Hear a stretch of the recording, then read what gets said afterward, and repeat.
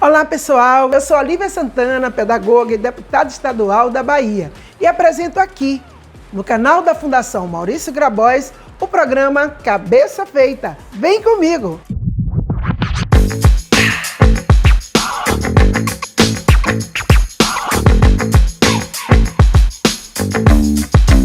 Há 20 anos foi sancionada a Lei de Cotas para estudantes da rede pública nas universidades estaduais do Rio de Janeiro, sendo o estado pioneiro a adotar o sistema de cotas raciais e sociais em todo o país. 11 anos depois, em 2012, o Supremo Tribunal Federal decidiu, por unanimidade, pela constitucionalidade do sistema de cotas após julgar a ação movida pelo DEM contra o sistema cotista adotado na Universidade de Brasília, na UNB. O partido pedia que as cotas raciais fossem declaradas inconstitucionais e que fossem suspensas as matrículas dos alunos e alunas aprovadas pelo referido critério. Após a retumbante derrota do Partido Democrata, o Congresso Nacional aprovou a Lei de Cotas para todas as universidades federais. A política de cotas é uma conquista do movimento negro que sempre buscou formas de reparação frente ao brutal sistema de desigualdade fundamentado no racismo e na divisão de classes sociais. Foi uma batalha dura e uma conquista coletiva, mas como, de fato, as cotas impactaram a população brasileira? Em primeiro lugar, é importante lembrar que política de cotas sempre existiram no Brasil, mas durante muitos anos privilegiou apenas quem já tinha privilégios. A chamada Lei do Boi, por exemplo, foi a primeira lei de cotas na educação brasileira. Criada em 1968, garantia a reserva de vagas para os filhos de agricultores, donos de terras ou não. Promulgada pelo ditador Costa e Silva, ela não foi uma lei para pobres. Apesar de parecer, beneficiava diretamente a elite rural, até porque só ela tinha condições de manter os filhos estudando na capital. Antes disso, em 1837, foi sancionada a primeira lei da educação que proibia de frequentar as escolas públicas pessoas escravizadas e também, como dizia o decreto, pretos africanos, ainda que sejam livres ou libertos.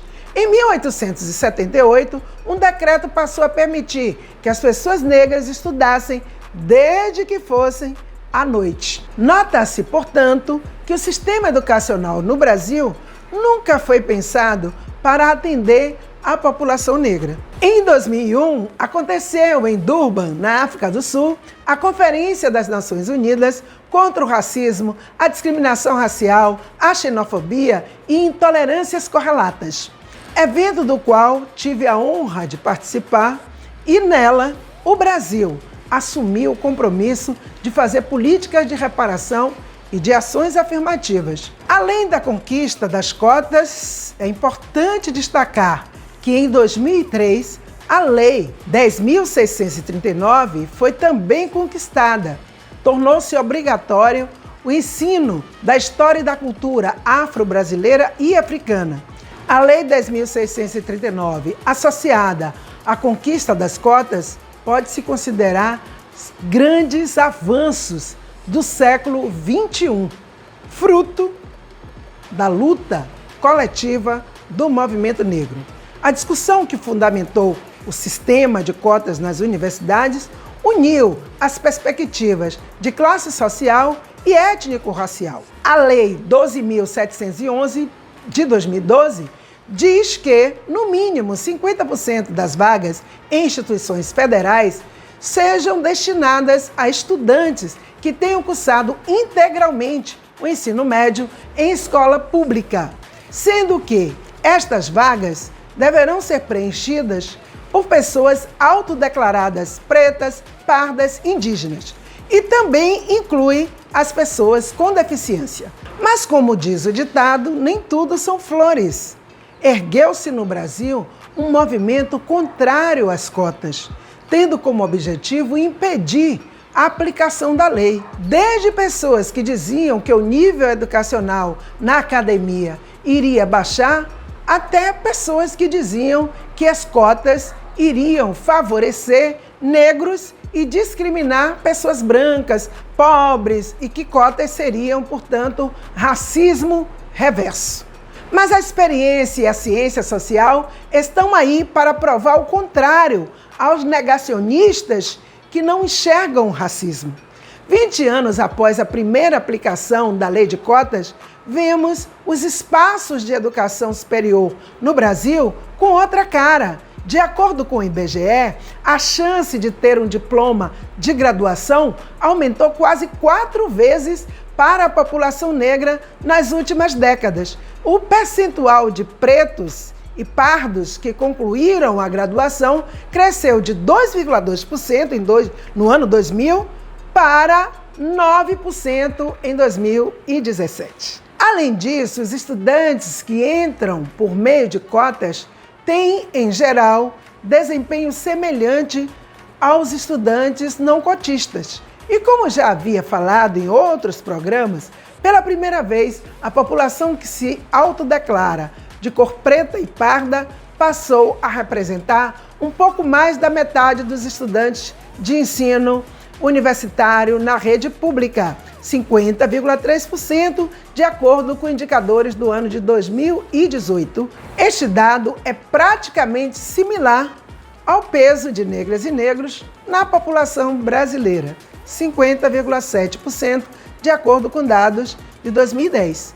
Pesquisas também apontam que mesmo quando há um crescimento econômico e redução das desigualdades sociais, a população negra ainda fica em desvantagem.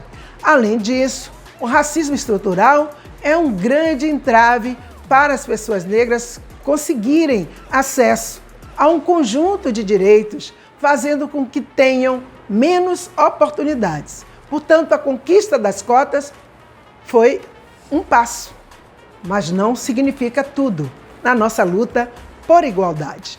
As ações afirmativas são fundamentadas na compreensão de que pessoas negras sofreram historicamente maior discriminação na sociedade brasileira, assim como outros grupos étnicos e sociais.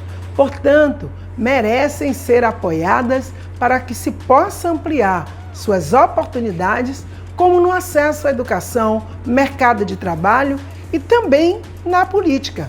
Uma pesquisa realizada pelo Poder Data revelou que 60% dos eleitores brasileiros e brasileiras apoiam as cotas raciais nas universidades. 28% são contra e 12% não se posicionaram a respeito. A pesquisa foi realizada em novembro de 2021 e mostrou que as mulheres e as pessoas com 60 anos ou mais são as que mais apoiam a política de cotas como uma política pública. A pesquisa fez um cruzamento das respostas sobre as cotas e a avaliação do governo Jair Bolsonaro entre os eleitores que consideraram as cotas positivas. A maioria também reprova o governo Bolsonaro. Entre aqueles que aprovam o governo Bolsonaro, as cotas caem também na avaliação dessas pessoas. Ou seja, bolsonaristas não gostam de cotas. Por que eu não estou surpresa? O governo Bolsonaro é declaradamente contra as cotas e ainda temos as ameaças de projetos que tramitam na Câmara dos Deputados que querem excluir a população negra. Este ano, a lei perderá a validade, caso não seja renovada pelo Congresso. No entanto, diante do atual cenário político vivido no país, nós, militantes do movimento negro, tememos o retrocesso. Cotas é reparação, é justiça diante de um sistema que nos exclui em todas as esferas. Por isso, seguimos em luta, em defesa da continuidade das cotas e contra todo tipo de retrocesso. E citando a cantora Bia Ferreira, deixo aqui a composição Cota Não É Esmola. Congele aí, bote aí para eu ouvir. Experimenta nascer preto, pobre, na comunidade. você vai ver como são diferentes as oportunidades. E nem venha me dizer que isso é vitimismo. Não bota a culpa em mim para encobrir o seu racismo. Existe muita coisa que não te disseram na escola. Cota não é esmola. Cota não é esmola. E se você gostou desse conteúdo e quer ajudar para que mais pessoas possam compreender sobre o tema, curta, comente, compartilhe este vídeo e não esqueça de ativar as notificações no sininho para ficar sempre por dentro dos conteúdos da Fundação Maurício Grabois. Até mais! Proibria intolerância. Ai, meu Deus, tá gravando!